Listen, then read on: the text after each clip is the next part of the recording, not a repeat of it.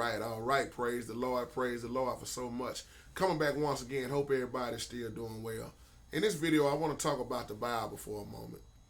And Tasha, I want to give a great shout out to you with your email and why you say another reason you stay confused behind the Bible. And very good email. And that's why I want to just do this little video and talk about the Bible for a moment and why you can stay confused. But first of all, God is not the author of confusion, but he is the author of peace. And we have to remember who wrote the Bible and that they was inspired and that people make mistakes. Now, I know a lot of people say the Bible don't contradict itself, but in certain things when you read, it might seem like the Bible is contradicting itself because we got so many Bibles out now. And this is why I always say, sister, this is what worked for me. And once again, I'm no Bible scholar. I ain't went to nobody's school or nothing, but this might work for you. Maybe it will, maybe it won't. But when you look at the Bible don't start with real sentences.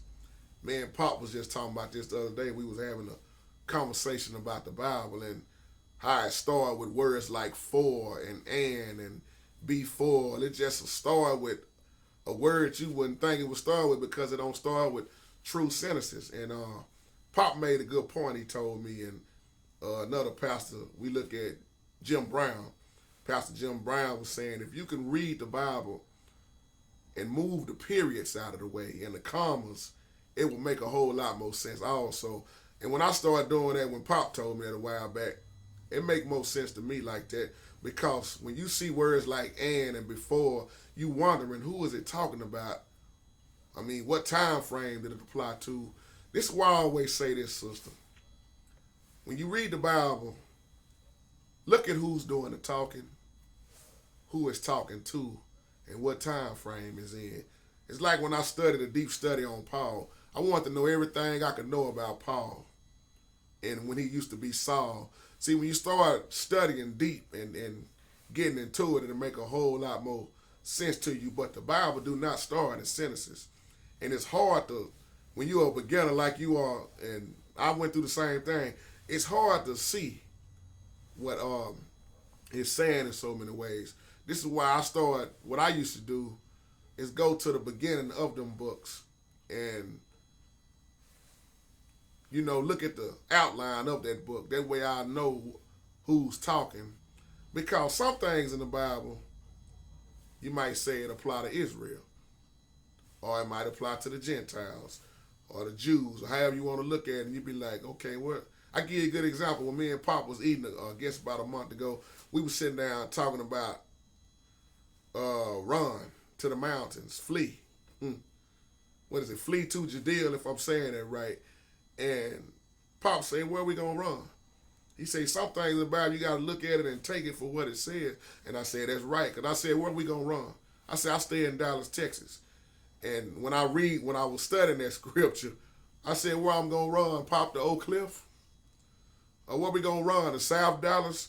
Ain't no mountains around me. And a lot of people, they say, you need to move to the mountains.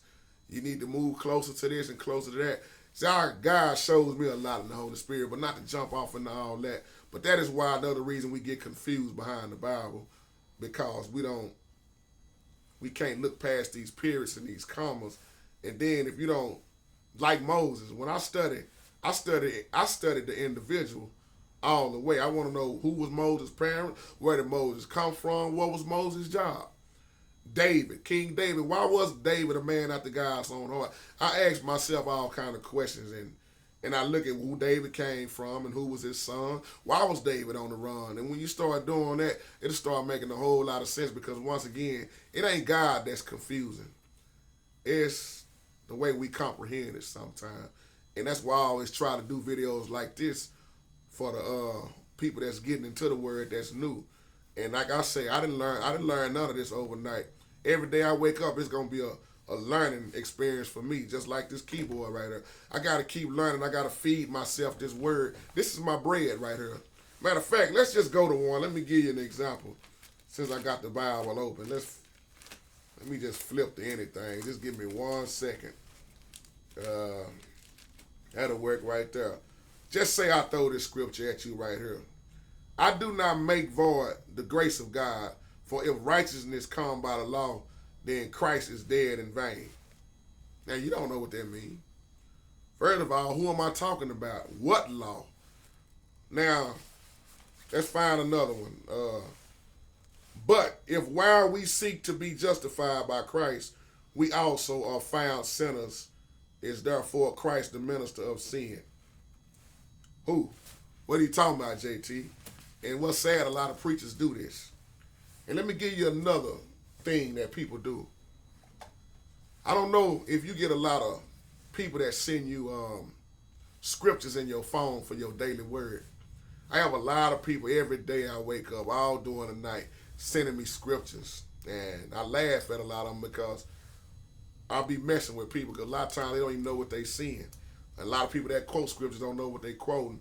And they send these scriptures through the phone, and it might start off with, and the Lord said, behold, this day you will do this or do that. And you don't know what that scripture is talking about. But that's your daily word. So your job is to go see what it's talking about. If you don't understand it, search the scriptures. That's why I say I'm not so caught up in sending folks scriptures, because I know a lot of times people don't study, and I'm not going to send people a million scriptures. That's why I don't quote scriptures, because a lot of times people are confused. But like I say, the confusion ain't God. It's the way we comprehend things, because if you knew in the Bible, you're not going to understand the Bible off top. And I got news flash for you. It don't matter how long you go to school or how many degrees you got, you'll still never understand all the things that God has laid out in that word of God. That's why he put the important things in there that we need to know. That's why I don't understand why people like to sit up and debate all day and all night about things like they know it all and like they was right there walking with God. So I hope that it makes sense to you. Like I say, a lot of people will send you those scriptures in your phone, and you'll look at it, and that's your word for the day, and you don't know what it's talking about. And when you think about God's word, this is why I also say, if you don't understand the parables, the metaphors, the symbols, the analogies, it's really going to be hard. Like a good example, the fig tree. And so many other things in the Bible that people can get confused off of those parables if you don't if you don't do no deep studying for real. But the thing is, it ain't so much of deep studying. I don't like to say that, which ain't nothing wrong with deep studying. I like to say studying in the spirit. Because if you pray, that's another thing. Pray before you get into the word of God. A lot of people just pick up the Bible and just fast forward to somewhere, and they don't know what it's saying. I like the great debate about the law. Jesus fulfilling the law. This is another debate you have all day and all night, because a lot of people won't do the studying on the law.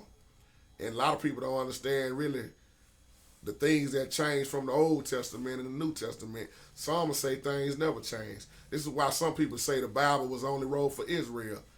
I don't believe that either. And that's another thing that won't never fly with me, because if you go back to the Old Testament and learn who you are, like Papa JT was saying in his video, a lot of things that make sense to you. I know the Bible might seem boring, but it's really not that boring. It's not boring to me.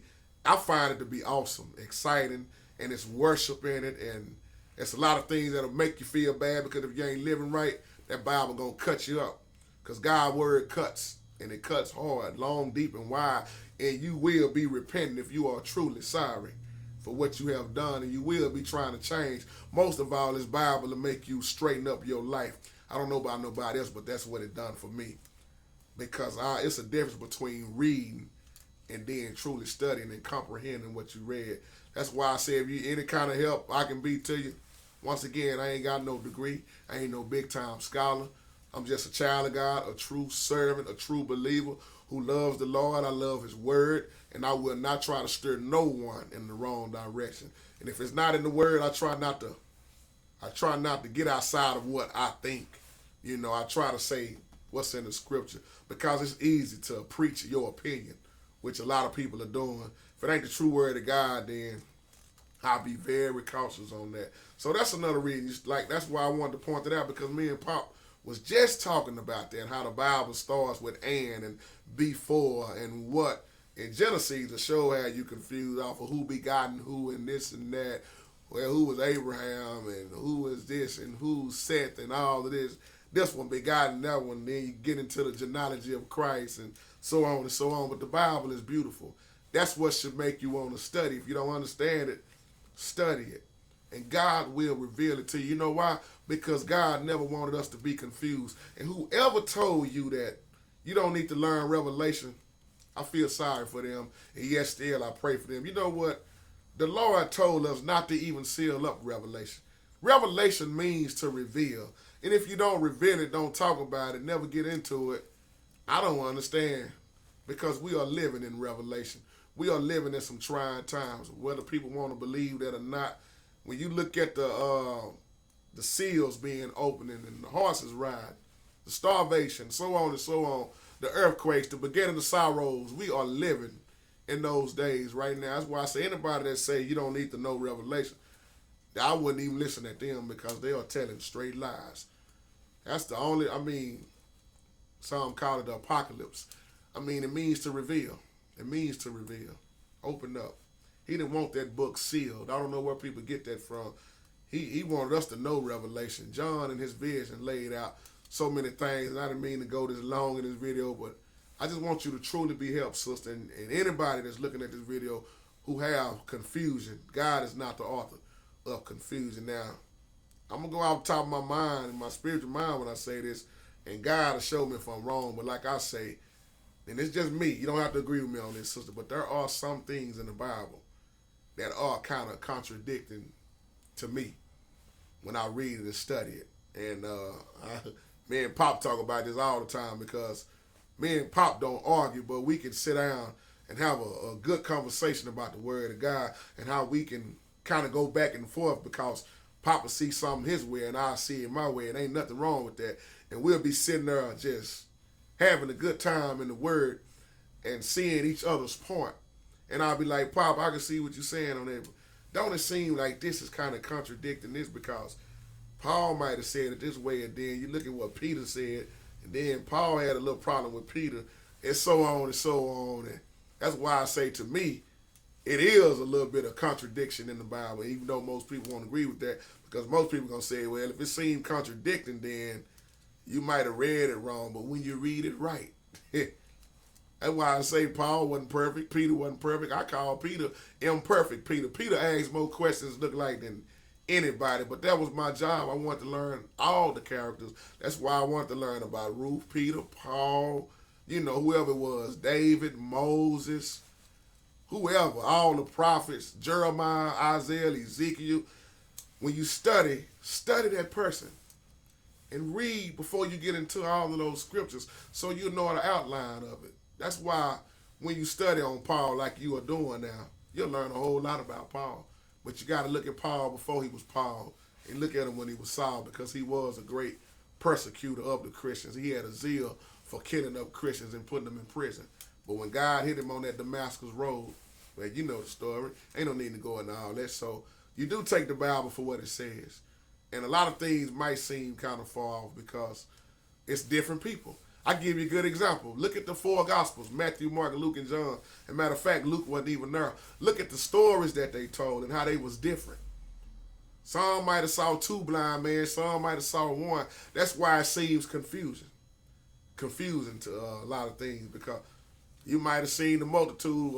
It was 5,000 here or 4,000 there. They all was there except Luke, but they told the stories different. So that'll show you something right there. We are all just like we are telling the story. Me and Pop might say the same story, but Pop might see something else I didn't see. So that's why another reason it might seem confusing, but it ain't God. So, sister, I hope that could help you, and God bless you, and God keep you. Any more questions, I'll be happy to answer, And if I don't know, we'll figure it out through the Holy Ghost, or my brothers and sisters on here. Y'all know who y'all are. God bless you.